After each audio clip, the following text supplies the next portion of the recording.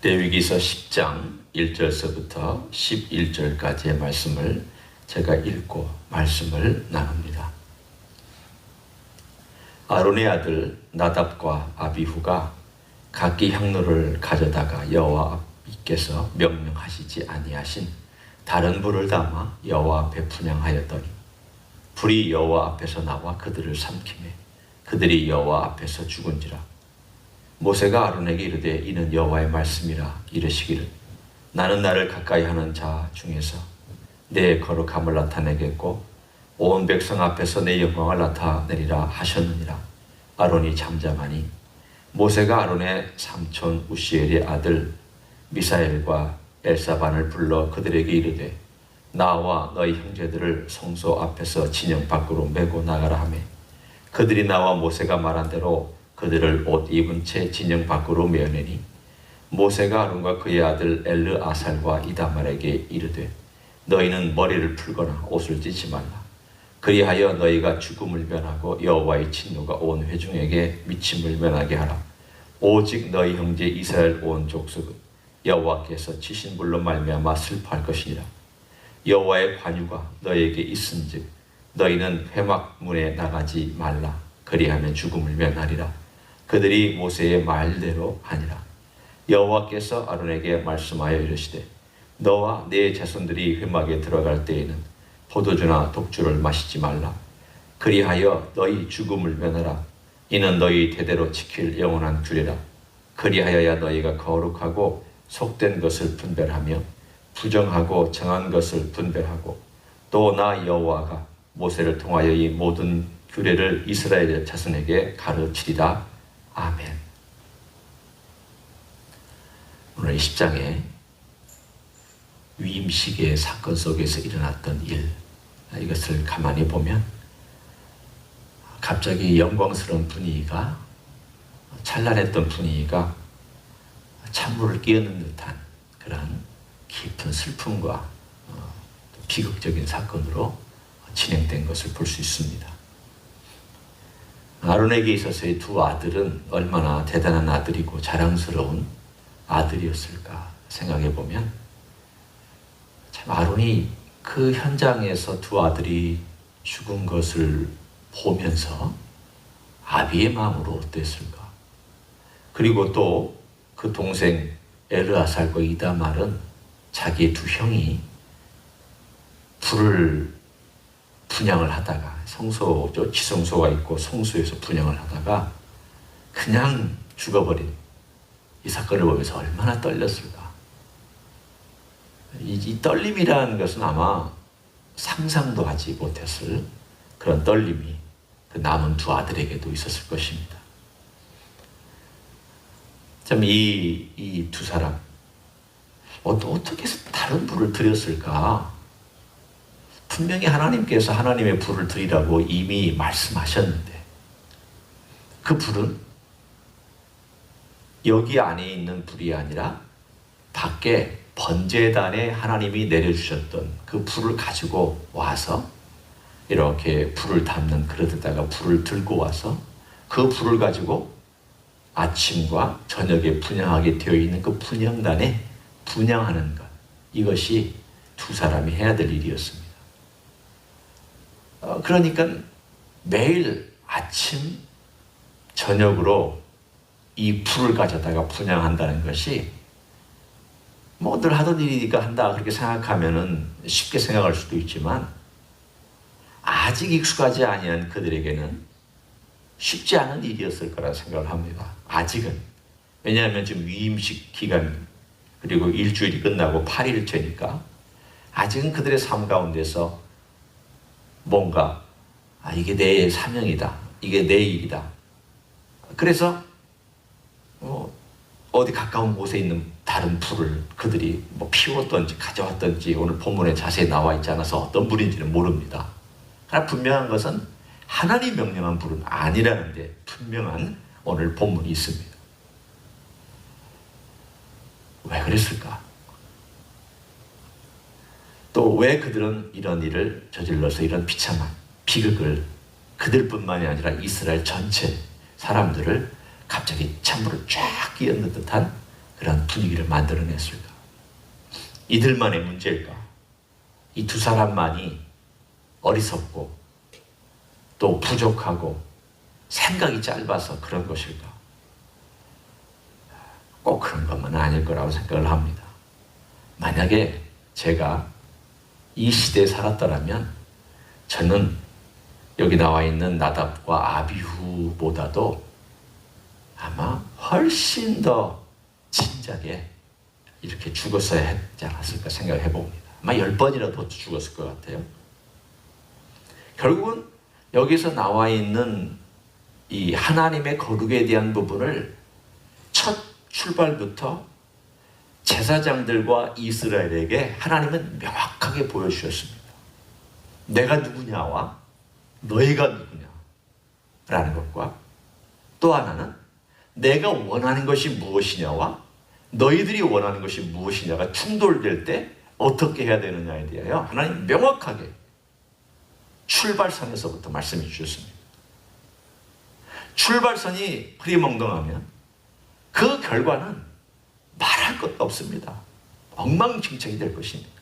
출발선이 이래도 끝에 가서는 흐지부지 되고 이 모든 것이 뒤엉키기 쉬운데 오늘 하나님께서 이 두 가지 하나님이 어떤 분이며 너희는 어떤 사람이 되어야 되느냐 또는 내가 원하는 것이 무엇이냐 너희가 원하는 것하고 충돌될 때 어떻게 해야 되느냐 오늘 여기서 분명히 하나님은 거룩하신 분으로서 이 거룩이 무언가에 대한 것을 하나님의 성품이 어떤 것인 것을 이 비극적인 사건을 통해서도 말씀해 주십니다.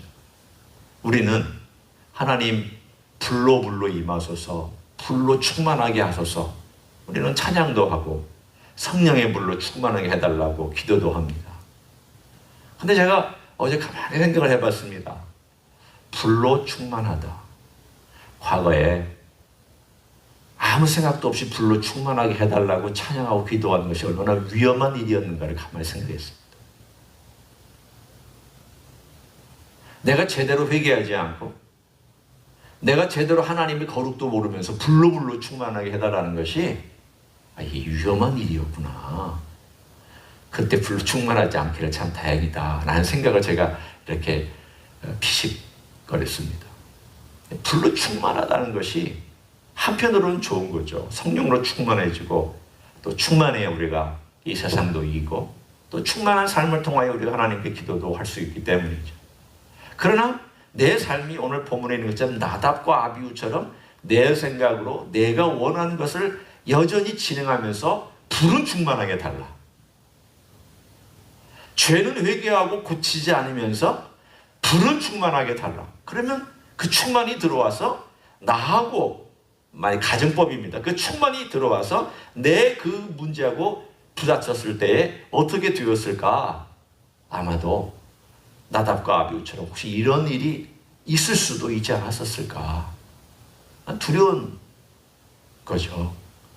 거룩은 하나님의 거룩은 대단히 적극적입니다. 우리가 지난번에도 하나님의 거룩하심은 적극적으로 모든 것들을 부분 맞는 사람들을 영향력을 행사하고 또 만진 사람들이 거룩해지고 하나님의 거룩에 접촉된 사람들은 그 거룩에 대한 그 묻는 좀 표현이 이상하지만 거룩이 묻어버리는 마치 향수가게 가서 향수를 만지면 묻는 것처럼 그 거룩이 그렇게 되는데 좋은 긍정적인 의미와 나쁜 부정적인 의미가 있다고 말씀을 나눴습니다. 긍정적인 것은 거룩함에 들어오면 그 거룩함으로 감싸 안아집니다. 사울 왕이 선지자들 같이 예언도 하고 선지자들 같이 미래 일도 얘기하고 선지자들 같이 충만했던 그런 적이 있었습니다. 그래서 사울도 선지자들 가운데 있느냐 이런 속담이 생겨날 정도로 그렇게 했습니다.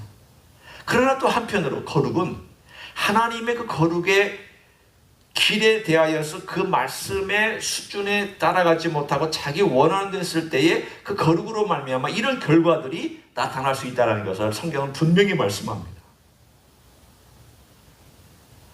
거룩은 좋은 거지만 거룩은 조심해야 됩니다. 거룩은 긍정적인 측면이 있지만 거룩은 두려워야 될 것입니다. 우리가 하나님을 대할 때 이 두 가지가 습관적으로 우리가 알고 있는 내용이잖아요. 하나님을 우리가 경외해야 된다.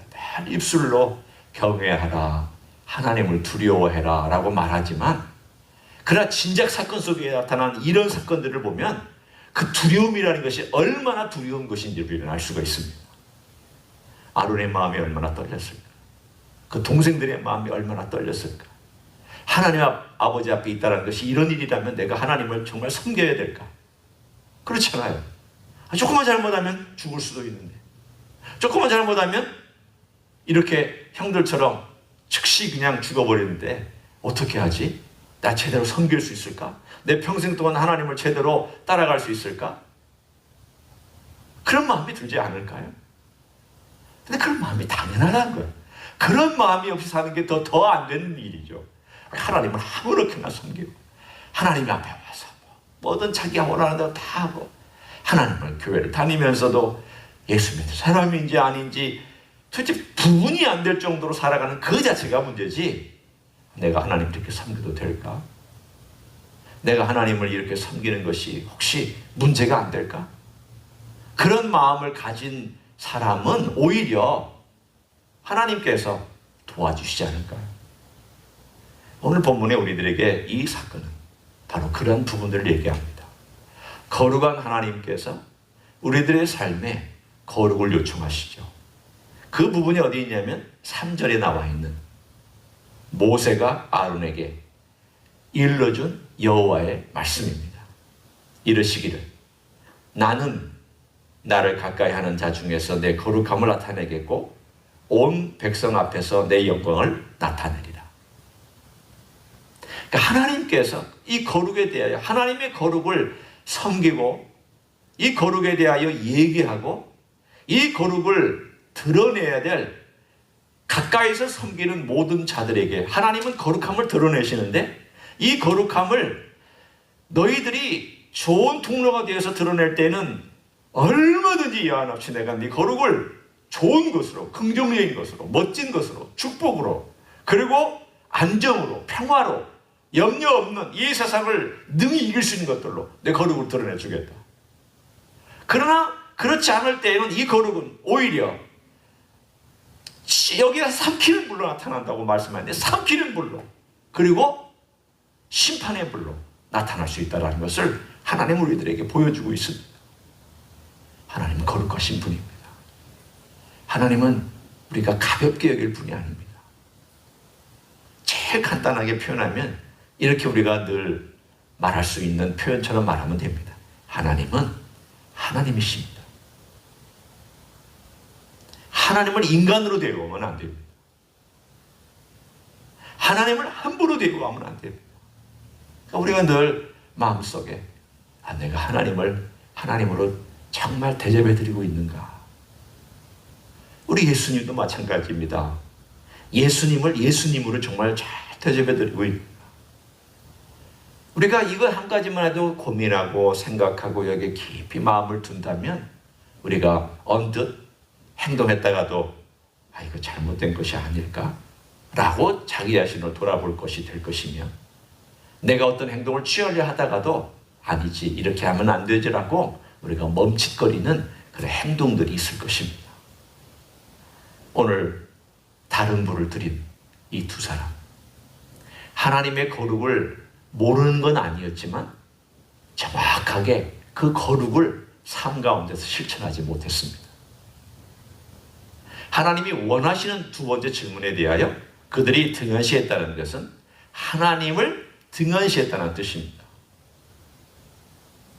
하나님이 말씀하신 내용, 말씀, 명령, 규례, 규칙, 이것이 힘들다 어렵다가 아니라 하나님께서 그것을 지킴으로 풍성한 삶을 살 수 있다라고 하는 그러한 긍정적인 요소를 생각한다면 적극적으로 거기에 더 깊이 헌신했었어야 할 두 사람이 그렇게 하지 못했던 문제가 있습니다.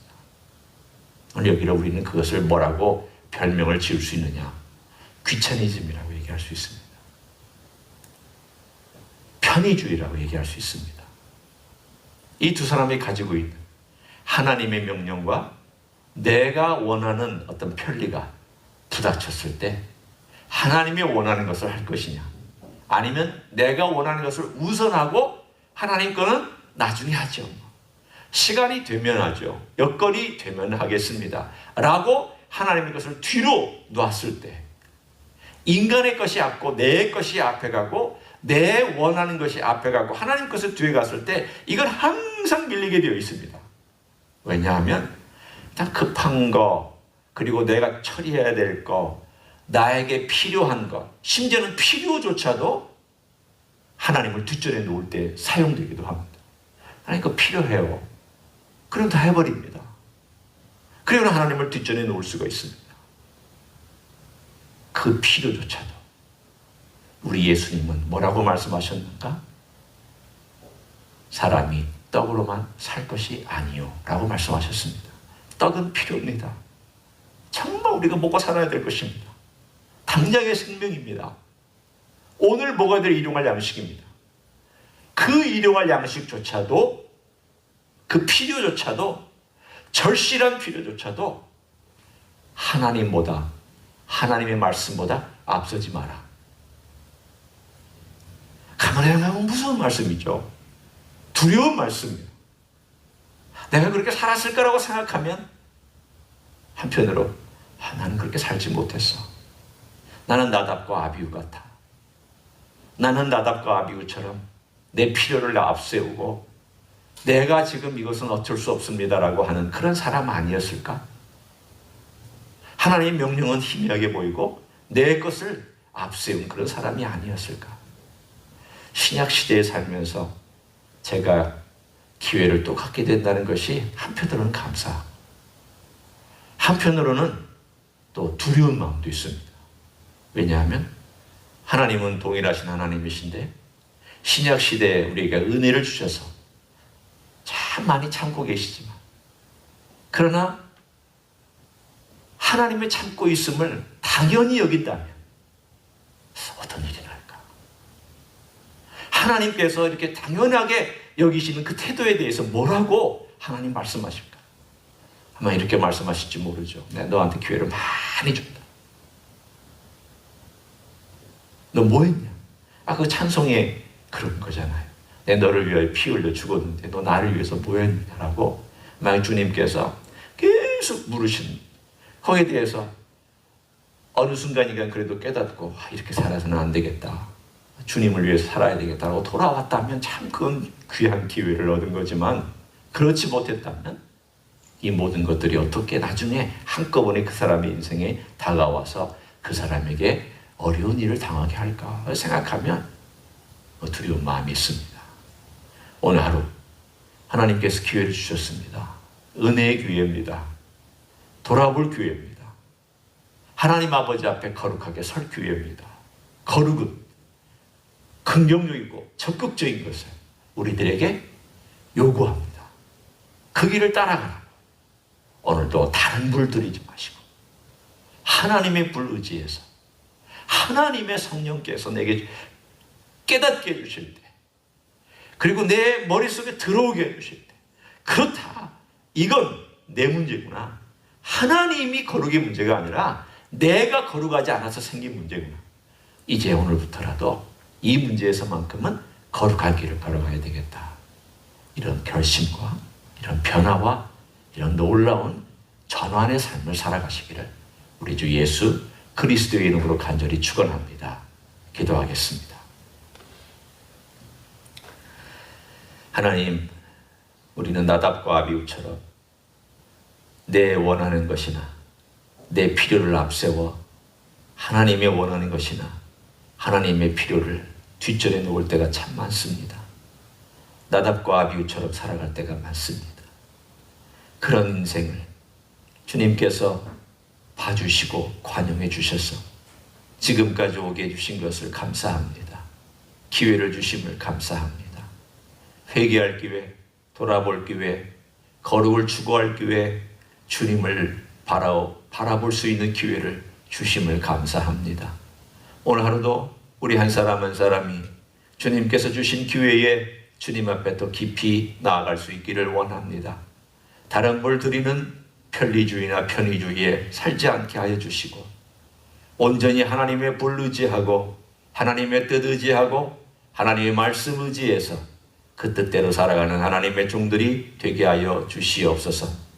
그래서 이 땅 위에서 적극적으로 주님의 거룩을 드러내며 긍정적으로 주님의 거룩하심을 영향력으로 행사할 수 있는 하나님의 종들로 만들어 주옵소서. 저희 임재이스교회에 있는 모든 성도들에게 그런 놀라운 은혜와 능력을 허락하여 주시옵소서.